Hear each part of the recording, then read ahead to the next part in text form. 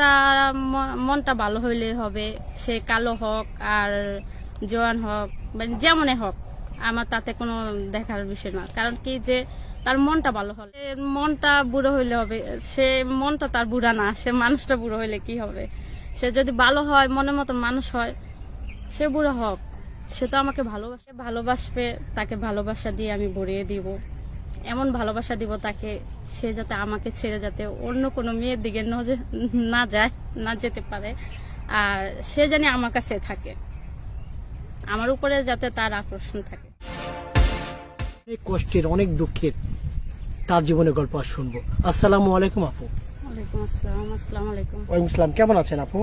ভালো। ভালো আছি, আমি ভালো আছি আপু। আচ্ছা আপু, আপনার নামটা কি বলতে হবে? আমার নাম ঝর্ণা। ঝর্ণা আপু, আপনার জীবনে অনেক কষ্ট আছে, অনেক দুঃখ আছে, আমি শুনেছি। আপনার জীবনের গল্প শুনতে চাই আজ, কারণ আপনার জীবনে অনেক কষ্ট আছে। আচ্ছা আপু, আপনার দেশের বাড়ি কোথায়? আমার দেশের বাড়ি চাঁদপুর। চাঁদপুর। চাঁদপুর দেশের বাড়ি। বাবা কি করেন, মা কি করেন, একটু বলবেন? আমার বাবা অটো রিক্সা চালায়, মা বাড়িতে থাকে, মানুষের কাজকাম করে। মানুষের বাড়িতে কাজকাম করে? জি, মানুষের বাড়িতে কাজকাম করে। আর আমরা দুইটাই বোন, আমার কোনো ভাই নাই, আমি সবার বড়, আর ছোট বোন পড়াশোনা করে। ছোট বোন পড়াশোনা করছে, আপনি বড় বোন, দুই বোন, জি। কোনো ভাই নাই, বাবা অটো রিক্সা চালান। আচ্ছা আপু, ঝর্ণা আপু, আপনার বয়স কত? 22 বছর। 22 বছর। 22 বেশি হবে, 22 থেকে 23 বছর হতে পারে, বোঝা যাচ্ছে না আসলে। আপু, আপনি বলেছেন আপনার জীবনে গল্প আছে, কষ্ট আছে, শুনতে চাই আমরা। কি কষ্ট নিয়ে এসেছেন আমাদের এই প্রোগ্রামে, কেন এসেছেন এই প্রোগ্রামে? আমার জীবনে কষ্ট হচ্ছে যে আমার মা বাবার কোনো ছেলে নাই।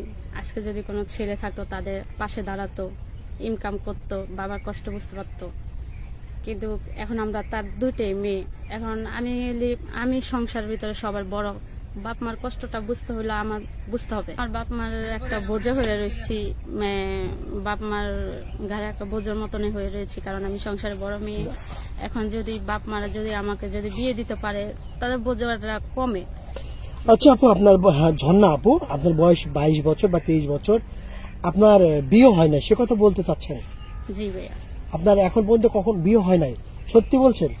না ভাইয়া, বিয়ে হয় নাই। সত্যি বলছেন?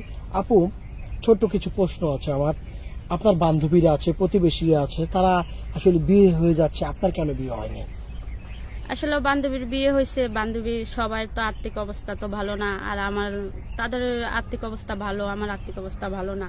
এ কারণে আমার বাপ মারা আমাকে বিয়ে দিতে পারে না। আর আমার বাপ মার তো, আমার বাবা রিক্সা চালায়, দিয়ে কোনোদিন ইনকাম হয়, কোনোদিন ইনকাম হয় না, কোনোদিন খেতে পারি, কোনোদিন পারি না। মা মানুষের বাসা বাড়িতে কাজ করে। আপনার মাঝি মানুষের বাসায় কাজ করে এবং আপনার বাবা রিক্সা চালায়, আপনি কি করেন? আপনি কিছু করতে পারেন না? জি ভাইয়া, আমি কিছু করতে পারি না, কারণ কিছু করার মতন নাই। আর আপনাদের মাধ্যমে আসা সাহায্যের জন্য দেখি, মনের মতন যদি কোনো মানুষ মিলে, মনের মতন যদি কোনো মানুষ পায়, সে যদি কোনো দায়িত্ব নেয়, তার তার ইয়াতে যদি কোনো কিছু হয়। এটা পরে আসবো আমি, কারণ আপনার কাছে ছোট্ট একটি কথা আছে, বিষয়গুলো কিছু আমি ক্লিয়ার করতে চাই। জি। বিয়ে দিতে পারছে না শুধুমাত্র কিছু টাকার জন্য, যৌতুকের জন্য? জি, এখন ভাইয়া টাকা, বিয়ে দিতে গেলে তো টাকা পয়সার প্রয়োজন। টাকা ছাড়া তো আজকাল দিনে কেউ বিয়ে করে না, কারণ আমাদের তো ওই টাকাটাও নাই। আমার ছোট একটা বোন আছে, ওই বোনকেও তো পড়াশোনা করায় অনেক কষ্ট করে। আচ্ছা, কোনো ভাই আপনাকে যদি পছন্দ করে, ঝর্ণাকে পছন্দ করে, আপনি বিয়ে করবেন? হ্যাঁ, সে যদি ভালো হয়, ভালো কোনো মানুষ হয়, মনের মতন মানুষ হয়, সে যদি আমাকে বুঝে, আমিও তাকে বুঝবো, বিয়ে করবো না কেন, অবশ্যই করবো। কিভাবে বুঝবেন আপনি সে মনের মতো মানুষ হবে, কথা না বলে? কথা তো অবশ্যই বলবো, কথা ছাড়া তার হবে না। সে আমাকে বুঝবে, আমার সাথে কথা বলবে, আমি তার সাথে কথা বলবো। কথা বলবেন, তাই না ঝর্ণা? জি। আচ্ছা ঝর্ণা, কেমন মানুষ চাচ্ছেন আপনার মনের মতো? যেটা আপনার অনেক লম্বা চূড়া, অনেক দেখতে অনেক সুন্দরী, কেমন মানুষ চাচ্ছেন আপনি? আমি চাচ্ছি যে ভালো একজন মানুষে, যে বললাম না, যে আমাকে বুঝবে, ভালো নামাজ কালাম পড়বে, 5 ওয়াক্ত আমাকে বোঝার চেষ্টা করবে, আমিও তাকে বোঝার চেষ্টা করব। পবিত্র মাহে রমজান মাস বর্তমান, জি। আপনি কি রোজা আছেন? জি ভাইয়া, রোজা। রোজা আছেন, নামাজ কালাম পড়েন? জি। নামাজ কালাম পড়েন। আপনার বাড়ি চাঁদপুর, আপনার অন্য কোনো জেলার লোক হলে সমস্যা আছে?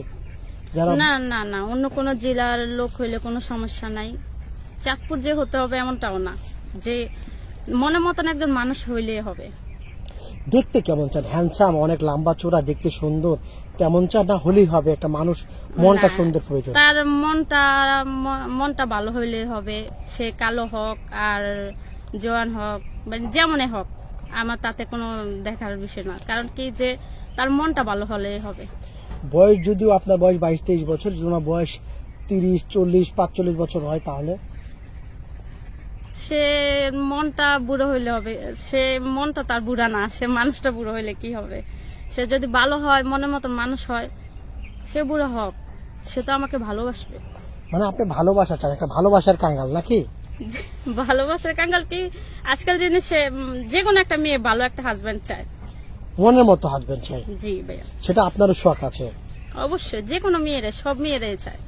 সে যদি আমাকে যদি বিয়ে করে, সে যদি আমাকে বলে যে না ঝর্ণা, আমি তোমার পরিবারের দায়িত্ব নিব, তোমার দায়িত্ব নিব, ঠিক আছে, তাতে তো আলহামদুলিল্লাহ, এখানে তার কিছু বলার নাই। সে যদি আমার দায়িত্ব নিয়ে যদি আমার পরিবারকেও দেখে, তাতে তার এখানে কোনো কিছু বলার নাই। স্বামীকে অনেক ভালোবাসবেন? অবশ্যই ভালোবাসবো, ভালোবাসবো না কেন? স্বামীর জন্য তো, স্বামীকে ভালোবাসবো না?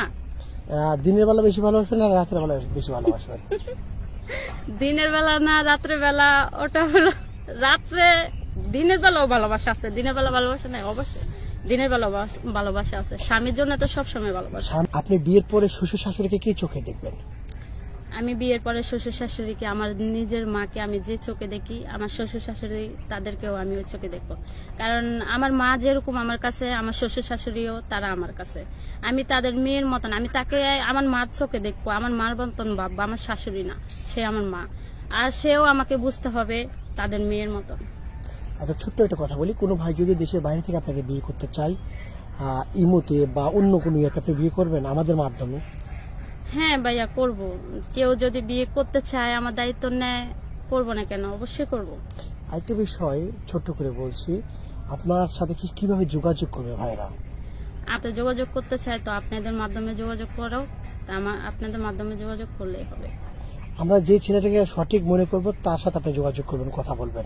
জি। সুপ্রিয় দর্শক, আপনারা শুনছেন ঝর্ণার জীবনের গল্প। আচ্ছা ঝর্ণা, বিয়ে করেছেন, স্বামী হয়েছে, যে ছোট দেবর থাকে তাকে কিভাবে কন্ট্রোল করবেন? ছোট দেবর যদি থাকে, তাকে কিভাবে কন্ট্রোল করব? এই যে দুষ্টামি করে যদি, সে যদি দুষ্টামি করে, করুক, তাতে কি হয়েছে? সে আমার ভাই, ছোট ভাই। ভাইকে যেভাবে আদর করে, আমিও তাকে ওইভাবে আদর করব। ভাইয়ের দুষ্টামি করতে পারে, স্বাভাবিক, সে তো ছোট। আর ননদকে কি আদর ভালোবাসা দিবেন? ননদকে ছোট বোনের চোখে দেখবো। দেখবেন। জি। স্বামীকে কি বলে ডাকবেন? ভালোবাসার মানুষ তো। স্বামীকে কি বলে ডাকবো? বলেন। স্বামীকে কি বলে ডাকে? সবাই যা বলে আমিও তা বলবো। আপনি কি বলবেন? আমি কি বলবো? আমি আমার জান বলে ডাকবো।